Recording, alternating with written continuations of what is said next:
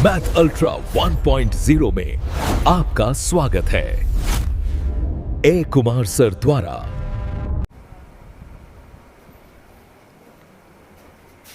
Hello guys, आशा करता हूँ आप ठीक होंगे, स्वस्थ होंगे, मस्त होंगे। अब हम पहुँच चुके हैं परसेंटेज के नेक्स्ट वीडियो में। आज हम बात करेंगे कल लास्ट मैंने जो वीडियो डाली थी उसके नेक्स्ट कंडीशन सवाल। जो टॉपिक चल रहा है परसेंटेज से, वो मेंसुरेशन से रिलेटेड क्वेश्चन आते हैं जो परसेंटेज में, उसका टॉपिक चल रहा है। तो देखते हैं नेक्स्ट सवाल कैसे एग्जामिनर पूछता है। जैसे कि यदि किसी वर्ग की भुजा 50% बढ़ा दी जाए तो परिणामी वर्ग के क्षेत्रफल और दिए गए वर्ग के क्षेत्रफल में अनुपात क्या होगा। तो इस तरह के जब सवाल आ जाए तो तुम क्या बस करना है, कंसेप्ट तुम्हारा वही रहेगा। 50% बढ़ा दी तो मतलब प्लस 50% कर दी, ठीक है। अब क्या पूछ रहा है, परिणामी वर्ग, मतलब जब साइड यानी जो साइड है बढ़ा दी जाएगी तो नया जो स्क्वायर बनेगा तो उसका क्षेत्रफल और जो पुराना वाला स्क्वायर था उसके क्षेत्रफल में अनुपात पूछ रहा है, ठीक है। तो परिणामी वर्ग के क्षेत्रफल और दिए गए वर्ग के क्षेत्रफल में अनुपात क्या होगा। तो 50% बढ़ा दी तो इसका मतलब क्या है, 2 बाई चीज 3 में कर दी। अब क्या पूछ रहा है, परिणामी वर्ग, तो पहले वाला जो वर्ग ये था और बढ़ने के बाद ये हो गया, तो 2 दूनी 4 9। केवल क्या रेशियो पूछ रहा है, परिणामी वर्ग के क्षेत्रफल। तो देखो पुराना वाला जो वर्ग था उसका क्षेत्रफल कितना था, 4 यूनिट, और नया वाला जब बढ़ गई साइड उसकी कितना होगी, 9।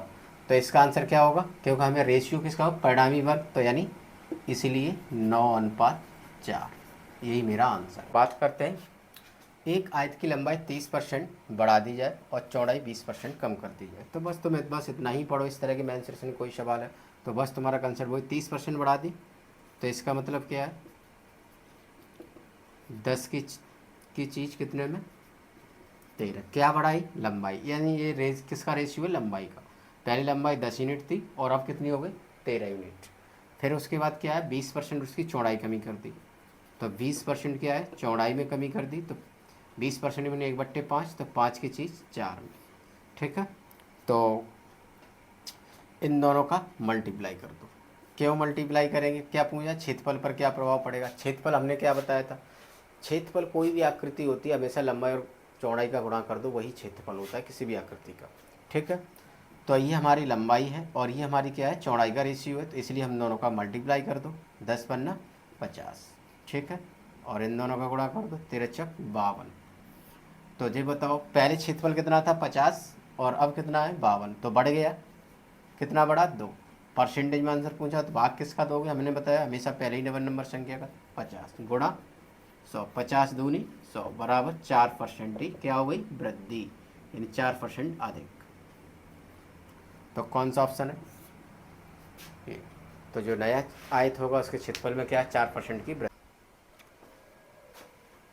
नेक्स्ट सवाल है, जैसे कि यदि किसी वर्ग की सम्मुख भुजाओं के जोड़ों को क्रम से 20% और 25% की वृद्धि की जाए तो परिणामी आयत का क्षेत्रफल वर्ग के क्षेत्रफल से कितना अधिक होगा, ठीक है। तो ऐसे सवाल में बस तुम्हारा वही रहेगा, एक्सीलेटर से ही करना, तुम्हें कुछ सोचना भी नहीं है इसमें। क्या कह रहा है, पहले सवाल समझ लो। वर्ग की सम्मुख भुजाएं, सम्मुख भुजाएं का मतलब जैसे ये वर्ग है तो सम्मुख भुजाएं ये होती है, तो इसको बढ़ा दिया कि मानो 20%, इसे कितना बढ़ाया, 20%। और ये सम्मुख भुजाएं हैं तो इसे बढ़ा दिया उसने 25%। तो बढ़ा दिया जाए, जब ये बढ़ाएगा तो ये 20% ये चौड़ाई बढ़ जाएगी, तो मानो इतनी बढ़ जाएगी, 25% ये बढ़ गई मानो इतनी, तो ये क्या बन गया, आयत बन गया ना। तो बस वही पूछ रहा है, परिणामी आयत, परिणामी का मतलब जो मिलेगा बनेगा आयत, वो क्या हो, परिणामी आयत का क्षेत्रफल वर्ग के क्षेत्रफल में कितना अधिक होगा, ठीक है। तो सवाल समझ गए होंगे। तो बस क्या करना है, 20% की वृद्धि, तो मतलब क्या है, 20% में 1/5, तो 5 की चीज़ 6 में, ठीक है।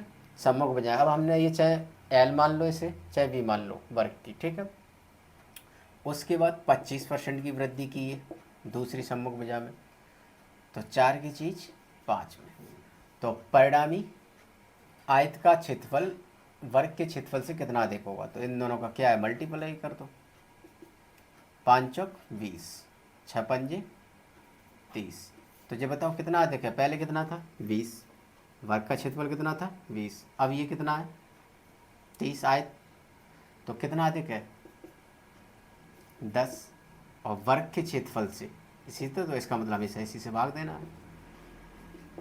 100 20 पंजे 100, तो कितना अधिक है 50% अधिक। कौन सा ऑप्शन है, ए ऑप्शन। ठीक है, नेक्स्ट सवाल देखो, ये एसएससी 2025 का लेटेस्ट आया हुआ सवाल है। खन्ना तुम्हें बस वो ये बस सवाल यही पूछा है, बस वो उसने बस थोड़ा घुमा दिया है। क्या किया है, एक सम त्रिभुज का क्षेत्रफल 21% बढ़ जाता है तो भुजा की लंबाई में कितने प्रतिशत की वृद्धि होगी। अब इसमें अभी तक इसमें सब में क्या था, भुजाओं के बारे में तुम्हें दे रखा था कम ज़्यादा, अब इसमें टोटल उल्टी भुजा पूछ ली तो कोई प्रॉब्लम, तुम्हारा कंसेप्ट चलेगा एक्सीलरेटरी। ठीक है, बस समझ लो इसे, सवाल को समझो पहले।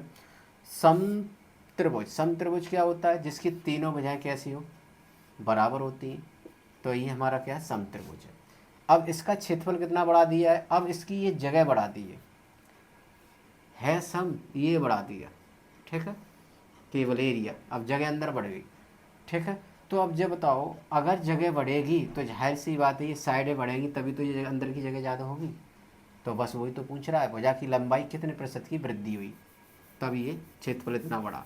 तो बस तुम्हें क्या करना है, 21% बढ़ाया तो 21 विषम है तो इसकी वैल्यू कितनी, 21/100 यानी 100 चीज। अब ये ध्यान रखना किस में वृद्धि हुई है, क्षेत्रफल में, तो 100 चीज 121 में। अब ये किसकी बात कर रहा है, ये क्षेत्रफल है, और जब क्षेत्रफल होता है, जब क्षेत्रफल निकलवाता है तो हमने क्या स्क्वायर लगाओ, तो इसका मतलब ये ऑलरेडी क्षेत्रफल दे रखा है, तो इसका मतलब क्षेत्रफल से हमें साइड वगैरह निकालनी है, तो इसका क्या लेना है वर्गमूल, तो इसका वर्गमूल ले लो इसका। तो 100 का वर्गमूल कितना हो गया 10, 121 का 11। अब देखो ये साइडें आ गई, तो पहले कितनी थी 10, अब कितनी हो गई 11। तो समबाहु त्रिभुज की जो साइड थी वो कितनी थी 10 थी, और कितनी हो गई 11, तो कितनी बढ़ी 1/10 गुणा 100, तो कितना आंसर 10%। ठीक है, तो ये तुम्हारा मेंसुरेशन से रिलेटेड जितने भी परसेंटेज क्वेश्चन आए, कोई भी आए A to Z, सब इसी मेथड से करो, सब आएंगे। ठीक है, तो मिलते हैं नेक्स्ट